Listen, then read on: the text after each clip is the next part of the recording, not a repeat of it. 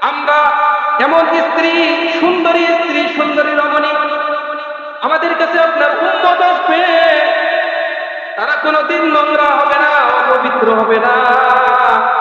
তারা আমাদের কাছে আসবে, আসার পরে আমাদেরকে ছেড়ে যাবে না কোনোদিন, আমাদের কাছে আসবে, চিরস্থায়ী থাকবে, তারা মৃত্যুবরণ করবে না কোনোদিন। মুসলমানের আওয়াজে বলেন সুবহানাল্লাহ। আরে ভাই, পৃথিবীতে আল্লাহ তাআলা যাদেরকে একজন স্বামী এবং স্ত্রীর মধ্যে যে মহব্বত তৈরি করে দিয়েছেন, অপরিচিত একজন মানুষের মাধ্যমে, বিবাহের মাধ্যমে একজন স্বামী আর স্ত্রী কত আপনজন হয়ে যায়, যাওয়ার পরেও তারা দুনিয়াতে দেখা যায় একজন অপরজনের সাথে মিলে না, মিশে না, শেষ পর্যন্ত কত মারামারি কাটাকাটি হয়।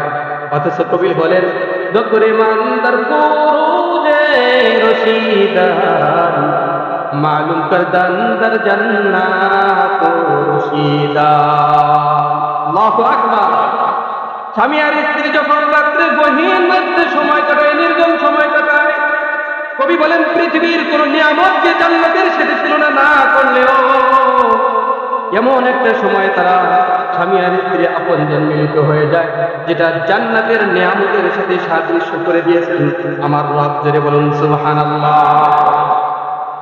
দকরে মান দার ফুরুজে রশিদান মালুম করদান দার জান্নাত রশিদা।